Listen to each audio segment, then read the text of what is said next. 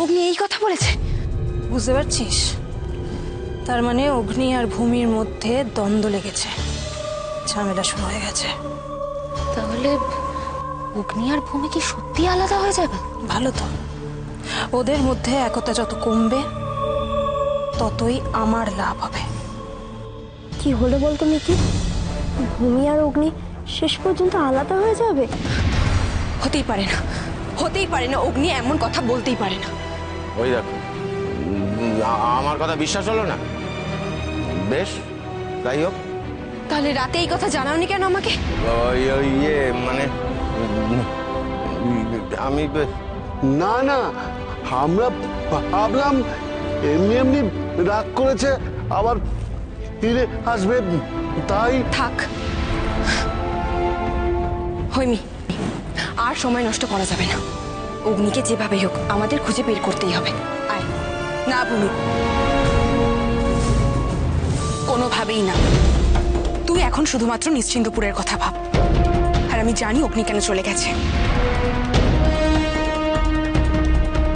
তুই মান বা না মান, অগ্নি এটা কোনোদিনই মেনে নিতে পারেনি যে তুই রাজকন্যা আর ও সেনাপতির ছেলে।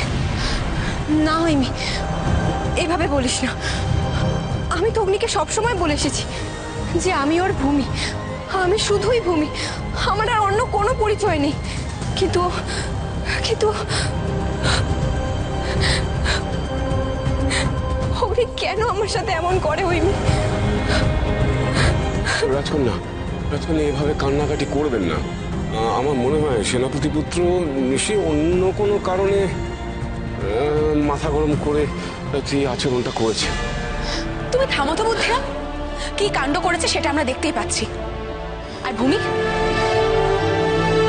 আর তোকে বললাম না ভূমি, তুই নিশ্চিন্দিপুরের কথা ভাব। আচার্যদেবের আদেশ, আমাদের নিশ্চিন্দিপুর যেতে হবে। কিন্তু হৈমি, অগ্নি তো নেই। অগ্নিকে ছাড়া আমি মানচিত্র কিভাবে পাবো? আর মানচিত্র ছাড়া ওখানে কিভাবে পৌঁছাবো আমরা? এই মেরেছে। আরে আমার দিকে দেখো একবার, দেখো মানচিত্র থাক বা না থাক, আমি কিন্তু তোমাদের ঠিক জায়গায় পৌঁছে দিতে পারি। এবার গন্তব্য তাহলে নিশ্চিন্তপুর। কিন্তু রানীমা, এদিকে যে বিপদ হয়ে গেল। মানে ভূমি আর অগ্নি যদি সত্যি আলাদা হয়ে যায়, তাহলে আপনি মানচিত্রটা কিভাবে পাবেন? সেই কথাটা আমারও মাথায় এসছে কলকা, কিন্তু এইসব নিয়ে ভেবে আমাদের এখন সময় নষ্ট করলে চলবে না। এখন আমাদের শুধু ভূমির ওপর কড়া নজর রাখতে হবে। দেখি এবারও কি করে। এ তো অন্তরে আঘাত লেগেছে দেখছি। এমন করলে তো জাহাজ ছাড়া মুশকিল হবে। তুমি কেন এরকম করছিস? চল না। আমি কিচ্ছু বুঝতে পারছি না, আমি কিচ্ছু বুঝতে পারছি না।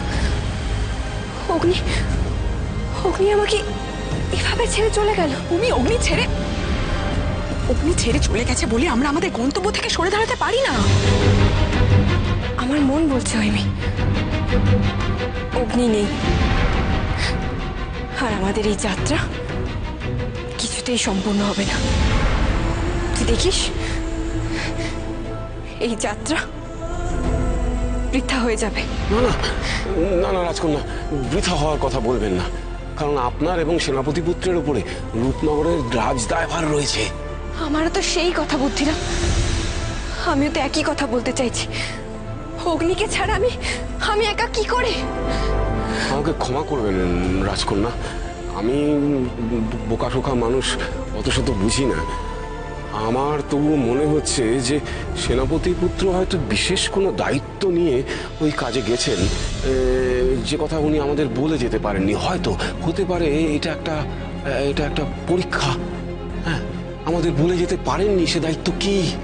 ভূমি, আমি এটা বলতে বাধ্য হচ্ছি, শুধুমাত্র অগ্নি নেই বলে তুই এখানে দাঁড়িয়ে দাঁড়িয়ে যে সময়টা অপচয় করছিস, শুধুমাত্র সেটার জন্য কিন্তু আমরা খুব বড় কোনো সমস্যার মুখোমুখি হতে পারি।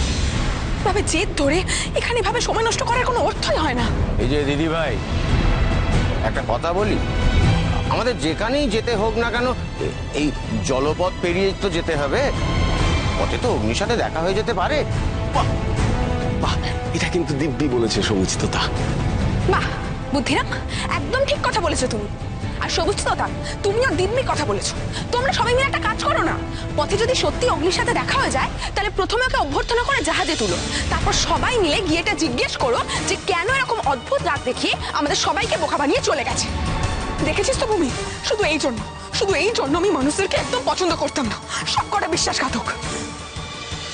শোনো, আমি জাহাজে যাচ্ছি আর ভূমিকে আমার সঙ্গে করে নিয়ে যাচ্ছি। তোমাদের যদি মনে হয় তোমরা যাবে আমাদের সাথে তাহলে চলে এসো। চল ভূমি। হৈমি, অগ্নি, তোকে তো বললাম চল আমার সাথে, চল।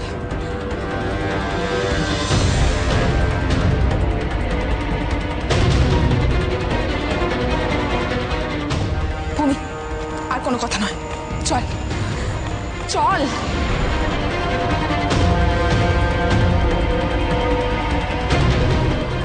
ওই দেখো, তুমি এরকম হাঁ করে দাঁড়িয়ে পড়লে কেন? তাহলে তুমি এখানে থাকো, আমরা জাহাজটা ছেড়ে দিই করে। আয় তোরা।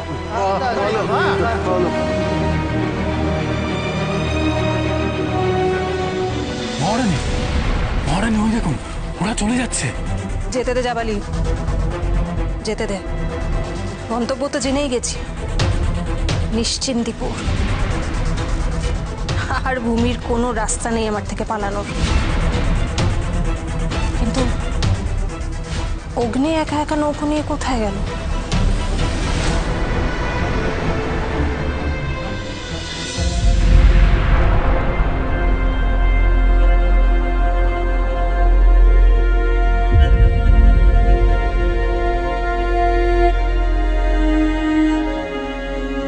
হায় হায়, এ কি হলো?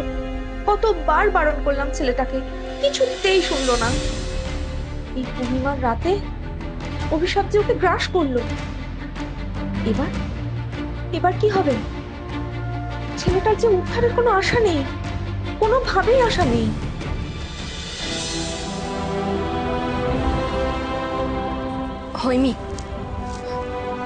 হৈমি, তুই কিন্তু মিছিমিছি অগ্নির উপর রাগ করছিস। দেখ, ও হয়তো কোনো ঝামেলায় আটকে পড়েছে, হয়তো এমন কিছু যাতে আমাদের কারোর সঙ্গে কোনো কথা না বলে, তোতাদের সঙ্গে কয়েকটা কথা বলে, আমাদের কাউকে কিছু না জানিয়ে, আমাদের ধোঁকা দিয়ে ওইভাবে চলে গেল। ছি, হৈমি।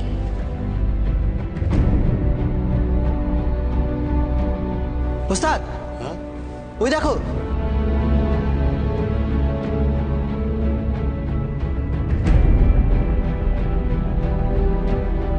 ওস্তাদ, আকাশে বড় হাত উঠেছে।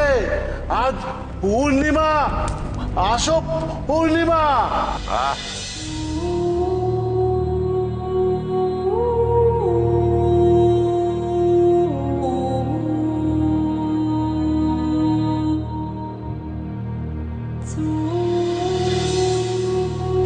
ভূমি, তুমি ভয় পেও না, আমি তোমার সঙ্গে আছি।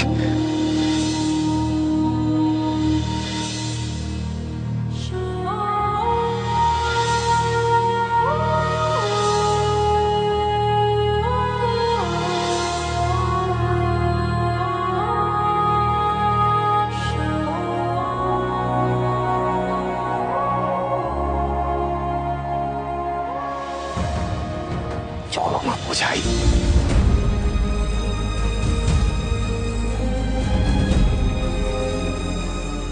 রাজকন্যা, রাজকন্যা। ভূমি, ভূমি তুই কাঁদছিস? ভূমি, কাঁদিস না, একদম না। দেখ, আমি অগ্নির ওপর রাগ করেছিলাম কারণ ও আমাদের কাউকে কিছু না বলে চলে গেছে, তাই। আচ্ছা বল, আচার্যদেব ওকে কি বলেছিল সেটা তো আমাদের জানানো উচিত ছিল ওর। আমরা তো সবাই এক দলে।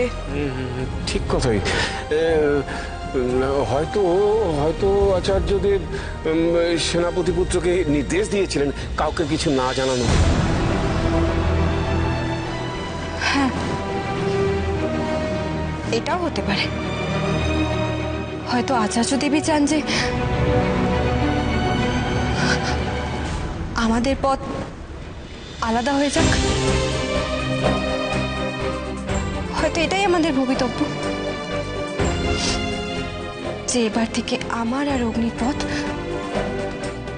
পৃথক হয়ে গেল। না,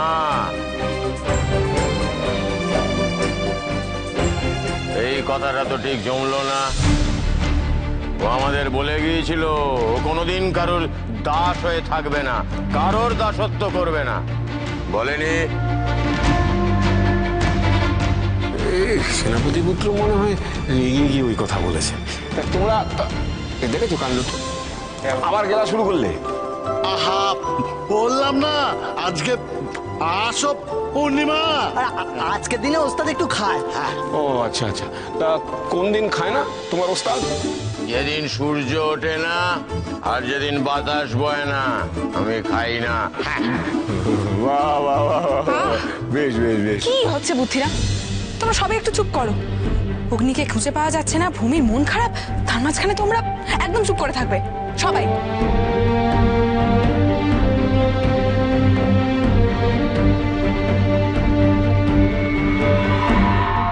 ওই দেখো দূরে ওটা কি?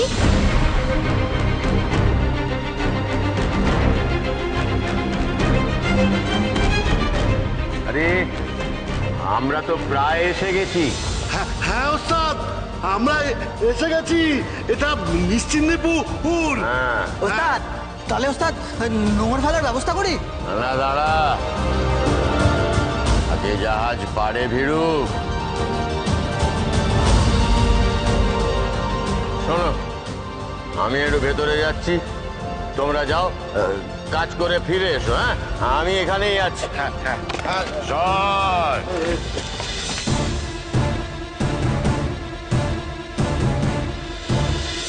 ভূমি, তুই আমাদের বলতো এবার আমরা কোন দিক দিয়ে যাব, আর সেখানে পৌঁছেই আমরা কি কি করব আমাদের একটু বল।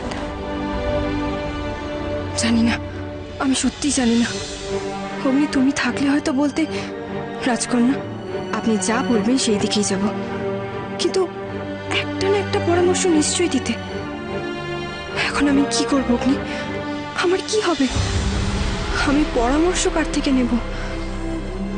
তোমাকে ছাড়া আমি যে কিছুই বুঝতে পারছি না। অগ্নি তুমি কোথায়? অগ্নি তুমি কোথায়?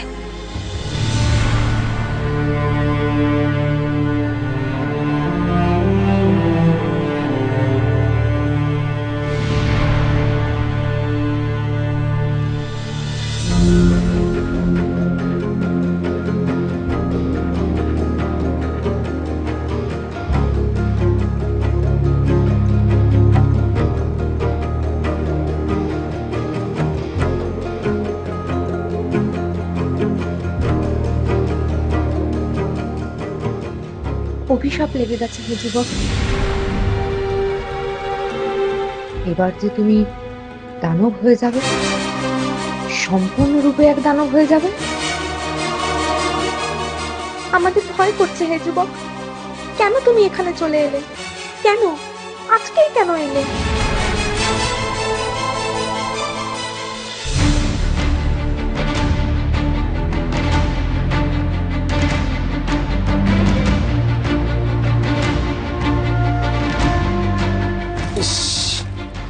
আজ বড্ড দেরি হয়ে গেল গো। এই বাসক পূর্ণিমার রাতে এতটা দেরি করাটা বোধহয় ঠিক হলো না। একটু তাড়াতাড়ি আমি এখানে তো চলে এলাম, তাহলে কি কাউকে একবার জিজ্ঞেস করে? এই রাতের বেলা তোমরা কোত্থেকে এলে গো? আমরা বন্দর এলাকা থেকে এলাম। তা কি জন্য এসেছো তাড়াতাড়ি বলো, সময় খুব কম। ভূমি, এবার কি বলবি আমরা কি জন্য এখানে এসেছি? আচ্ছা, কি পাগলের মতো বিড়বিড় করছো বলো তো? হ্যাঁ, শুধু শুধু আমাকে দাঁড় করিয়ে আমার সময় নষ্ট করছো। কি মুশকিল হলো বলতো হৈমি। আমরা এখানে সত্যি যে কি করব, কোথায় যাব, কিছুই তো বুঝতে পারছি না। এই লোকগুলোর যে কিসের এত তাড়াহুড়ো করে কোথায় যাচ্ছে, এর পিছনের রহস্যটা কি? আমার কিন্তু রাজকন্যা বিশেষ সুবিধে ঠিকছে না। মনে হয় এক্ষুনি আমাদের ওই জাহাজে ফিরে যাওয়াই ভালো। না বুদ্ধি, আচার্যদেব যখন বলেছেন তখন আমরা সবটা ভালো করে দেখে তারপরই যাব।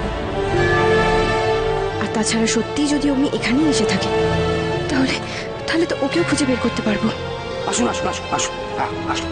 হ্যাঁ, ইনি হচ্ছেন আমাদের গায়ের মোড়ল, আর সর্দার এরা হচ্ছে সেই ভিনদেশীরা।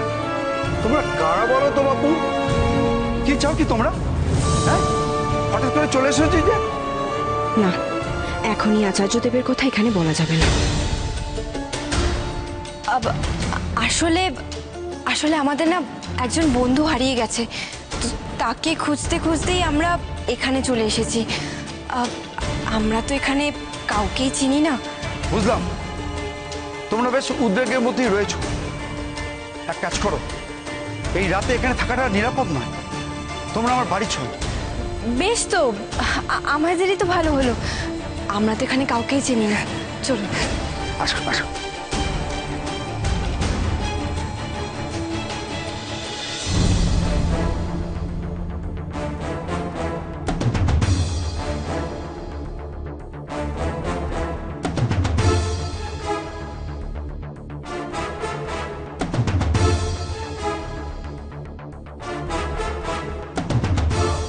আচ্ছা, এখানে সবাই পালাচ্ছে কেন? আর আপনিও কিছুক্ষণ আগে বলছিলেন বাড়ি থাকাটা ঠিক নয়, এর কারণ কি? তার কারণ হচ্ছে আজকে রাতটা হচ্ছে একটা অভিশপ্ত রাত। না না, তাড়াতাড়ি পা চালো, বাড়িতে গিয়ে সব কথা হবে।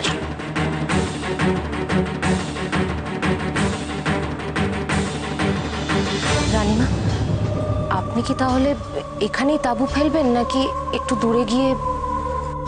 তাবু এখানে ফেলা যাবে না, একটু দূরেই ফেলতে হবে। তবে ভূমিকে এখন চোখের আড়াল হতে দেওয়া চলবে না। অগ্নি নেই, এখন ওদের মাথায় কি চলছে সেটা জানা দরকার।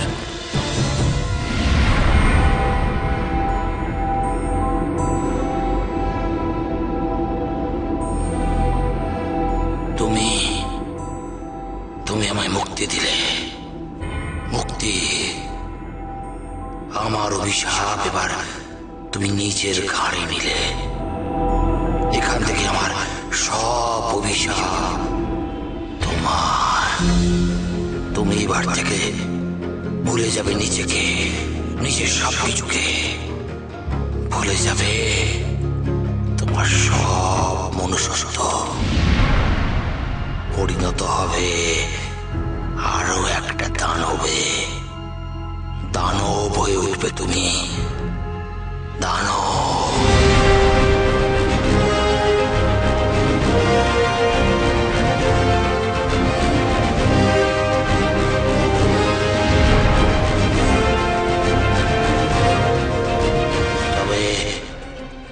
তবে তুমিও মুক্তি পেতে পারো। হ্যাঁ, মুক্তি। মুক্তির উপায় তোমারও আছে। সত্যিকারের কাউকে কোনোদিন যদি তুমি ভালোবাসতে পারো তবে তোমার মুক্তি। এই অভিশাপের থেকে ভালোবাসা ভালোবাসা না জন্মালে তুমিও মুক্তি পাবে না, কিছুতেই না, কখনোই না।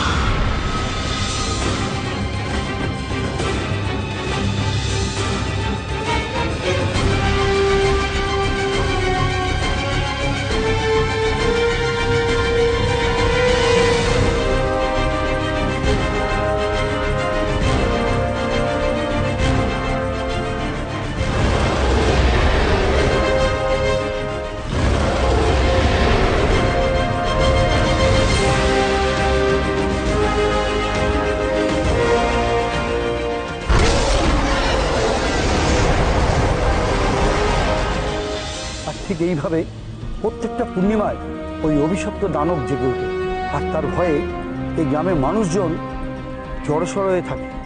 বাপরে বাপ, এই তো শুনে তো ভয় হাত পা ঠান্ডা হয়ে আসছে আমার। তোমাদের কখনো মনে হয়নি ওই দানবকে দেখার কথা? কি বলছো কি তুমি? কে যাবে ওই দানবটাকে দেখতে? আমরা পারত পক্ষে ও পথ মারাই না। শুনেছি একটা সেতু পার করে সেখানে যেতে হয়, আর তারপরেই কেল্লার বাগান। কে যাবে ওখানে সাহস করে? কি জানি কার যে কি ক্ষতি হয়ে যায় কেউ বলতে পারে না। বুঝতে পেরেছো?